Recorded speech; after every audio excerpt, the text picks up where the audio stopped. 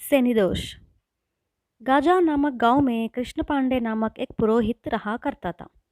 उसे केवल पुरोहित संबंधी श्लोक ही मालूम थे, परंतु बताता रहता था कि मैं ज्योतिष शास्त्र में पाखंड पंडित हूँ। भूत वर्तमान भविष्य को ठीक ठीक बता सकता हूँ। ग्राम की जनता उसकी बातों का विश्वास करती थी और ज्योतिष शास्त्र में उसे पाखंड पंडित मानती थी। इस प्रकार कभी कभी लोगों की नादानी का फायदा उठाकर कहा करता था कि गांव का अशुभ होने वाला है, पशुओं को छूत की बीमारी होने वाली है। वह यह भी कहता था कि इनकी रोकथाम के लिए यज्ञ करने होंगे, पूजाएं करनी होंगी। यूँ उनसे काफ़ी धन ऐंठता था। उस समय रमन नामक एक युवक अध्यापक बनकर उस गांव में आया था। पांडे के घर के बगल में ही एक छोटे से घर में वह रहने लगा। जब लोग कहा करते थे कि पांडे उत्तम श्रेणी का ज्योतिष शास्त्री है, तो वह सुनता और चुप रहता था। एक दिन शाम को पांडे ने बातों ही बातों में रमन से कहा, पुरोहित का काम हमारे वंश की परंपरा है। मेरे दादा परदादा भी यही काम करते थे, इसलिए मैं भी अपने वंश की परंपरा को बनाए रखने के लिए यह काम कर रहा हूँ। मैं तो ज्योतिष शास्त्र में पाखंड पंडित हूँ। इस शास्त्र में मुझ जैसा ज्ञानी तो ढूंढने पर ही नहीं मिलता। ज्योतिष शास्त्र का मेरा ज्ञान संपूर्ण है। तुम्हारा मुख देखकर तुम्हारा भविष्य बता सकता हूँ।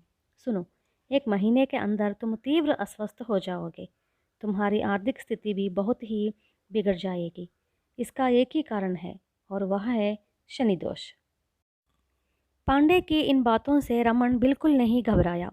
निर्भीक होकर उसने पूछा, इस शनिदोष से बचने का क्या कोई उपाय नहीं है? क्यों नहीं? ऐसी आपदाओं से बचने के लिए ही तो हमारे पूर्वजों ने ज्योतिष शास्त्र की सृष्टि की है। तुम्हें इस शनि की शांति करानी होगी। इस शांति यज्ञ के कार्यक्रमों में प्रधान कार्यक्रम है मुझ जैसे पंडित को गोदान। रमन क्षण भर सोचकर बोला, गोदान करना हो तो कम से कम 500 रुपये चाहिए। मेरे पास तो केवल 200 रुपये ही है। उसके इस उत्तर पर पांडे हंस पड़ा और बोला, कितने नादान हो तुम। तुम्हारे हाथों 500 रुपयों का खर्च थोड़े ही होने दूंगा। शनिदोष के कारण तुम उलझने वाले हो। इन उलझनों से तुम्हें उबारना मेरा प्रथम कर्तव्य है। मेरे पास एक गाय है, 200 रुपयों में मैं उसे तुम्हें बेच दूंगा। शनिवार का दिन अच्छा दिन है। पूजा के बाद वह गाय मुझे दान में दे देना। रमन ने उस रात को पांडे को 200 रुपये दिए और गाय को अपने घर ले आया। पांडे को इस बात की खुशी थी कि उसे 300 रुपयों का लाभ हुआ है। 4 दिनों के बाद शनिवार को रमन के घर में पूजा का कार्यक्रम संपन्न हुआ। पूजा के बाद पांडे ने रमन से कहा कि अब गोदान करो। इस पर रमन हिचकिचाता हुआ बोला, देखिए पांडे जी, शनि दोष के कारण क्या सचमुच में अस्वस्थ में हो जाऊंगा? धन का नष्ट होगा? यह सुनते ही पांडे आग बबूला हो गया और अड़ोस पड़ोस के लोगों को बुलाकर चिल्लाने लगा, सुना आप लोगों ने? हमारे गांव में नया नया आया हुआ अध्यापक का प्राध्यापक। आप सब लोगों को मालूम है कि ज्योतिष शास्त्र में मैं पाखंड पंडित हूँ। इसका दुर्भाग्य कहिए अथवा कुंडली का प्रभाव, इसे मेरे ज्ञान में विश्वास नहीं है। रमन के मुख को तीक्ष्णता से देखते हुए कहा पांडे, मेरी भविष्यवाणी पर विश्वास रखो। चिड़िया जब खेत चुग जाए तो पछताने से क्या फ़ायदा। पांडे की इन बातों से रमन टस से मस न हुआ। कोई सिकुड़न उसके माथे पर नहीं आई। उसने उपस्थित लोगों के सम्मुख कहा, पांडे, मुझे लगता है इस गाय के साथ मेरा पूर्वजन्म का संबंध है। हर दिन यह 10 सेर दूध देती है, इसलिए किसी भी स्थिति में इस गाय को दान में नहीं दूंगा। परंतु आपके कहे अनुसार शनि के प्रभाव के कारण मुझे नष्ट पहुँचे तो आपके पांडित्य का विश्वास करूँगा और एक गाय के बदले 2 गायें दान में दूंगा।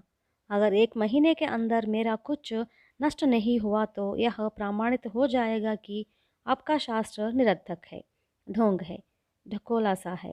इसलिए 1 महीने के बाद ही इस गोदान की बात कीजिए। पांडे उसकी इन बातों से निश्चेष रह गया।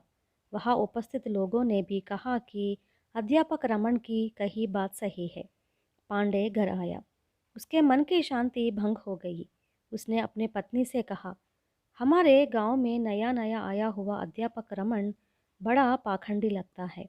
मैं जानता हूँ मेरी भविष्यवाणी बेकार जाएगी। देखते देखते 500 रुपयों की यह गाय भी हाथ से छूट गई। 200 रुपयों में खरीद कर मुझे नष्ट पहुंचा दिया इसने। इसके अलावा गांव में मेरे ज्योतिष शास्त्र में पंडित होने का विश्वास भी उठ जाएगा। पांडे की पत्नी ने उसे सांत्वना देते हुए कहा, आप इस गांव में और पड़ोस के गांव में पुरोहित का काम कर रहे हैं।